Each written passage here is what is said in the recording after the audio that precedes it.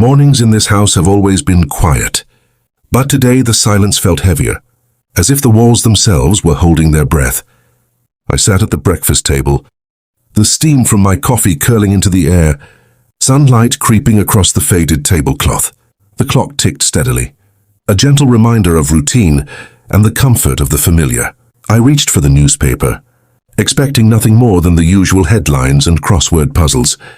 But before I could turn a page, the phone rang, sharp, insistent, slicing through the calm. I hesitated, a strange sense of unease prickling at the back of my neck. Calls this early rarely bring good news. I answered, my voice steady, but my heart already uneasy. On the other end, my sister's voice trembled. "Did you know your granddaughter changed her last name?" The words hung in the air, impossible to process. For a moment I thought I'd misheard. Changed her last name? Our name, the one passed down through generations, suddenly discarded? I felt the room tilt, the world narrowing to that single jarring sentence. My hands shook as I set the cup down, coffee sloshing over the rim. Questions flooded my mind. Why would she do this? And what did it mean for our family? In that instant, the ordinary morning shattered, and I knew nothing would ever be the same again. Before that phone call, our family was a tapestry woven with laughter, shared meals, and the kind of traditions that anchor you through life's storms. We weren't perfect, but we were close. 3 generations under one roof for every holiday, every birthday, every milestone that mattered. My wife and I, the roots of this family tree, watched with pride as our children grew into adults, and then as our grandchildren brought new light and energy into our lives. Sundays were sacred. The house would fill with the aroma of my wife's roast, the clatter of dishes, and the sound of stories being retold for the 100th time. My granddaughter Emma was always the first to arrive, her arms full of flowers from her garden, her laughter ringing out like a bell. She had a way of making everyone feel seen, her hugs warm and genuine, her questions thoughtful. She'd sit beside me, asking about the old days, her eyes wide with curiosity, as I recounted tales of my own childhood, of how her father once tried to build a treehouse and ended up with a pile of crooked boards and a scraped knee. Emma was the bridge between generations, equally at home in the kitchen with her grandmother as she was playing chess, with her younger cousins. She cherished our family's rituals, the annual summer picnic by the lake, the winter evenings spent around the fireplace, the secret family recipes passed down from my mother to my wife, and now to her. She wore our last name with pride, signing it carefully on every birthday card, every school project as if it were a badge of honor. Looking back, those days seem almost golden, untouched by the shadows that would come. There was a sense of belonging, a certainty that no matter what happened outside our doors, we had each other. I remember the way Emma would squeeze my hand before leaving, promising to visit soon, her smile bright and untroubled. In those moments, I never doubted the strength of our family or the depth of our bonds. We were, I thought, unbreakable. But sometimes, the strongest ties are the ones we take most for granted, never imagining how easily they might unravel. It's strange how the first cracks in something precious are almost invisible. At first, I barely noticed the changes in Emma. She was still polite, still smiled when she saw me, but her laughter didn't come as easily. She started arriving late to family dinners, sometimes missing them altogether, with a vague excuse about work or school. When she did come, she'd sit at the edge of the room, her phone in hand, her eyes drifting to the window, as if searching for something just out of reach. I remember one Sunday when she slipped in quietly, her hair pulled back, her face drawn. She hugged her grandmother, but it was quick, almost perfunctory. She barely touched her food, pushing it around her plate, while the rest of us swapped stories and jokes. When I asked her about her week, she offered a short answer, then changed the subject. I told myself she was just tired, that young people go through phases, that it was nothing to worry about. But the distance grew. She stopped bringing flowers, stopped asking about the old days. She missed the summer picnic for the first time in years, sending a text at the last minute. Sorry, something came up. Her cousins asked where she was, and I found myself making excuses for her, even as I wondered what was really going on. My wife noticed too, her eyes following Emma with quiet concern, but neither of us wanted to push too hard. There were other signs, small but telling. Emma stopped signing her last name on cards, writing only Emma in careful script. She spent more time alone, her visits growing shorter and less frequent. When she did come, she seemed distracted, her mind elsewhere. I caught her staring at old family photos once, her expression unreadable, and when I asked if she was all right, she just smiled and said she was fine. Looking back, I wish I'd asked more questions, paid closer attention. At the time, I told myself it was just growing pains, the natural distance that comes as children become adults. But now I see those moments for what they were, the first signs that something in our family was quietly, steadily slipping away. The day the news broke, it felt as if the world had tilted on its axis. I remember the morning vividly. The sky was overcast, the air heavy with the promise of rain. I was in the garden, pruning the rose bushes Emma had helped me plant years ago, when my wife called me inside. Her voice was tight, her face pale as she handed me her phone. "You need to see this," she said, her hands trembling. On the screen was a message from my sister, the same one who had called earlier. But this time there was no room for doubt. Attached was a scan of a legal document, a name change certificate, stamped and signed. Emma's name, our name, had been crossed out, replaced by something unfamiliar. I stared at the paper, my mind refusing to accept what my eyes were seeing. My wife sat down heavily beside me, her breath coming in short, shallow bursts. Within hours, the news had spread through the family like wildfire. My son called, his voice raw with disbelief. "Dad, have you seen this? Why would she do something like this?" My daughter-in-law was crying in the background, her words muffled but unmistakable. She didn't even tell us. We had no idea. The cousins started a group chat. Messages flying back and forth, shock, confusion, anger, and a desperate search for answers. We gathered that evening, the whole family crammed into our living room, the air thick with tension. Emma wasn't there. Her absence was a wound, raw and aching. My wife sat on the edge of the sofa, clutching a tissue, her eyes red-rimmed. My son paced the floor, running his hands through his hair, muttering to himself. The younger children huddled together, wide-eyed and silent, sensing the gravity of what had happened, even if they didn't fully understand. Questions hung in the air, unspoken but heavy. Why would Emma do this? Was it something we said, something we did? Had we failed her in some way? My wife replayed every conversation, every family gathering, searching for a moment when things had gone wrong. My son grew defensive, insisting he'd always supported her, always listened. My daughter-in-law blamed herself, wondering if she'd been too strict, too distant. Anger bubbled up, sharp and sudden. "She could have talked to us," my son snapped. "We're her family. We deserve to know." My wife tried to calm him, but her own voice shook with hurt. Maybe she felt she couldn't. Maybe we didn't make it easy for her. The room filled with accusations and regrets, each of us grappling with our own sense of loss. As the night wore on, the initial shock gave way to heartbreak. I found myself staring at the family photos on the mantel. Birthdays, holidays, moments frozen in time. Emma's smile beamed from every frame, her eyes bright with the promise of a future we all believed in. Now that future felt uncertain, the foundation of our family shaken. We sat together in the dim light, united in our confusion and pain, but divided by the questions we couldn't answer. The silence between us was louder than any argument, a chasm that seemed impossible to cross. In that moment I realized that nothing would ever be the same. The name we had cherished, the legacy we had hoped to pass on had been left behind, and with it, a piece of our hearts. It was a few days after the storm of confusion and arguments had swept through our house that I found myself alone in Emma's old room. The air was thick with memories, her childhood drawings still taped. To the closet door, a faded scarf draped over the bedpost. I opened her desk drawer, half expecting to find nothing but old notebooks and forgotten trinkets. Instead, there was an envelope, my name written on it in Emma's careful handwriting. My hands shook as I carried it downstairs. The family gathered around, curiosity and dread mingling in their eyes. I opened the envelope and unfolded the letter, the paper soft and worn at the edges. I began to read aloud, my voice trembling. "If you're reading this, then you know I've changed my last name. I'm sorry you had to find out this way. I know this hurts, and I wish I could explain everything face to face, but I was afraid I wouldn't be able to say it all without breaking down. Please know this isn't about rejecting you or our history. I love you all more than I can put into words, but I've been carrying a weight for years, a feeling that I didn't quite belong, that I was living a story written for me, not by me.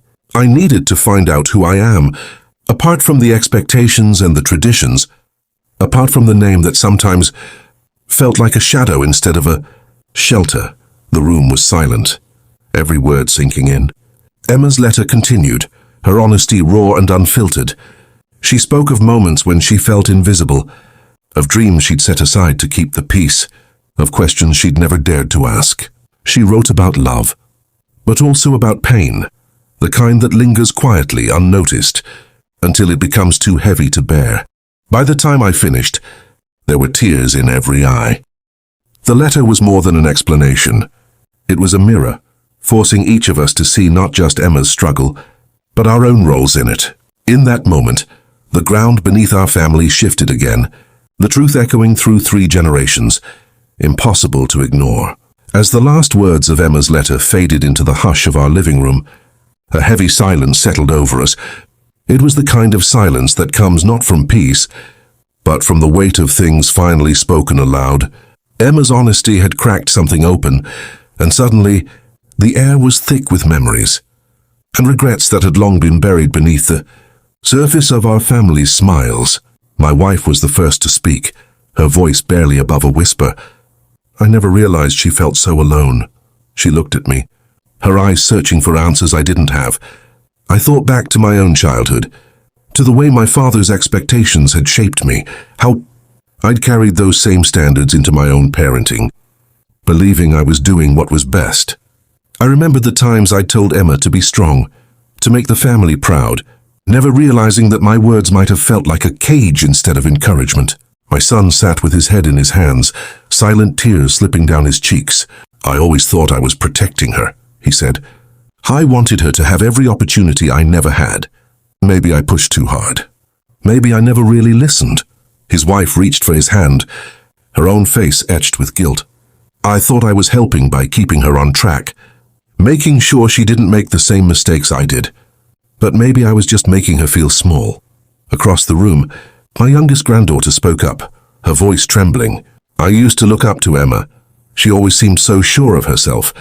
I never knew she was struggling. Her words hung in the air, a reminder that pain doesn't always show itself in obvious ways. As we sat together, the stories began to spill out. Stories of old arguments, disappointments and misunderstandings that had never truly healed. My wife recalled the time she'd missed Emma's school play because of work, a regret she'd carried quietly for years. My son admitted to losing his temper over a failed exam, not realizing how deeply his anger had cut. Even I found myself confessing to moments of stubbornness, times when I'd chosen pride over patience. It became clear that Emma's struggle was not hers alone. Each of us had wounds we'd hidden, mistakes we'd tried to forget, and fears we'd never voiced. The family name we'd cherished had become, for Emma, a symbol of expectations she couldn't meet, of dreams she'd been afraid to chase. And in our efforts to protect her, to guide her, we'd sometimes built walls instead of bridges. The letter forced us to confront the truth. That love, no matter how deep, can sometimes be tangled with pain. That the stories we tell ourselves about family, about loyalty, about tradition, about strength, can become burdens if we're not careful. We realized that healing would not come from pretending everything was fine, but from facing the past with open eyes and open hearts. As the evening wore on, we talked more honestly than we had in years. There were apologies, tears, and the beginnings of forgiveness. We understood finally that Emma's decision was not a rejection, but a plea for understanding, a chance for all of us to break the cycle of silence and start anew. In that moment, the wounds of the past began slowly to heal. The living room, once a place of comfort, now felt charged with raw emotion.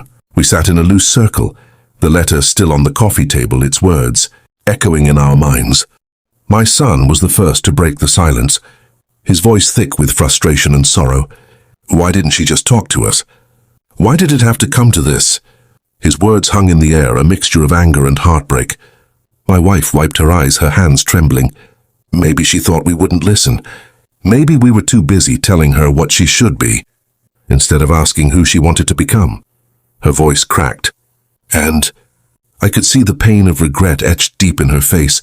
My daughter-in-law spoke next, her tone defensive at first. We tried to give her everything. We wanted her to succeed, to be happy, but maybe we pushed too hard, made her feel like she had to be perfect. She looked down, her shoulders slumping under the weight of her own admission.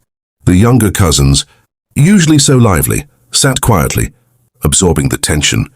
My youngest granddaughter finally spoke, her voice barely above a whisper. I wish I'd noticed. I wish I'd asked if she was okay.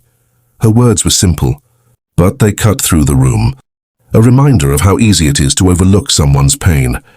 I took a deep breath, feeling the burden of my own mistakes. We all played a part, I said softly. We loved her, but maybe we loved her in the way we thought was right. Not the way she needed. The truth stung. But it was necessary. Tears flowed freely as we each confronted our own role in Emma's pain. There was no easy resolution, no quick fix. But in that moment, as blame gave way to understanding, something shifted. We began to see Emma not just as a granddaughter, but as a person with her own struggles and dreams. The confrontation was painful, but it was also the first step toward healing, a chance to finally listen, to finally understand. As the evening wore on and the letter's words continued to echo in our hearts, I found myself reading the final lines again, searching for something I might have missed. It was there in the last paragraph that Emma's true reason came to light, a reason none of us could have imagined. She wrote, I know you're all wondering why I chose this path, why I needed to let go of the name that means so much to you. The truth is, I discovered something about our family history that changed how I saw myself. While researching for a school project, I found records about a woman, my great-great-grandmother, whose story was erased because she didn't fit the family's expectations. She was strong, independent, and she fought for what she believed in. But her name was never spoken, her memory quietly buried. I realized I was living in her shadow too, expected to follow a script that wasn't mine. Emma's words grew bolder. I changed my last name to hers. I wanted to honor the woman who was forgotten, to reclaim her place in our story, and in doing so find my own voice. This isn't about leaving you behind, it's about bringing her forward, about making sure no one in our family is ever erased again. I hope you can understand that I did this out of love, not rejection. The room was silent as the truth settled over us. The pain of her decision was still there, but now it was mixed with awe and a strange sense of pride. Emma hadn't abandoned us. She had reached back through generations to heal an old wound, to give a lost ancestor the recognition she deserved. In that moment, we saw her not just as our granddaughter, but as a bridge between past and future, someone brave enough to rewrite the story for all of us. In the days that followed, the house felt different, quieter, but not with the heavy silence of before. It was a quieter born of reflection, of wounds finally exposed to the light. We moved through our routines with more gentleness, pausing to check in on one another, to ask questions we'd never thought to ask. My wife and I found ourselves talking late into the night, not about what went wrong, but about how we could do better, how we could make space for every voice in our family, even the ones that trembled or disagreed. My son reached out to Emma, not with demands or apologies, but with a simple message. I want to understand. I'm ready to listen. It was a small step, but it meant everything. Emma responded, cautiously at first, but gradually her words grew warmer, more open. She shared stories about her research, about the great-great-grandmother whose name she now carried, and about the sense of freedom she felt in finally choosing her own path. Family dinners returned, though they looked different now. There was more listening, less interrupting. We invited Emma to share her discoveries, and she did, her eyes shining with a new confidence. The younger cousins asked questions, eager to learn about the woman who had been hidden from our history. My wife started a new tradition. Each person at the table would share something about themselves. Something real, something true was awkward at first, but slowly honesty became easier. We learned that healing wasn't about erasing the past or pretending. The pain never happened. It was about facing it together, about letting go of old expectations and making room for new stories. Emma's courage had given us all permission to be more honest, more vulnerable, and more loving. Our family wasn't the same as before, but in many ways, it was stronger, bound not just by a name, but by a deeper understanding of who we were and who we could become. And as I watched Emma smile across the table, I felt hope blooming again, fragile but real, a promise of new beginnings for all of us. If you've listened this far, maybe you've felt it too, the quiet ache of secrets, the weight of words left unspoken in your own family. We all carry stories, some we share and some we hide, hoping to protect the ones we love. But sometimes healing begins with honesty, with the courage to ask and to listen. I hope our story reminds you to look a little closer at those you care about, to reach out before distance grows. After all, it's never too late to start a new chapter, together. Thank you for being part of ours.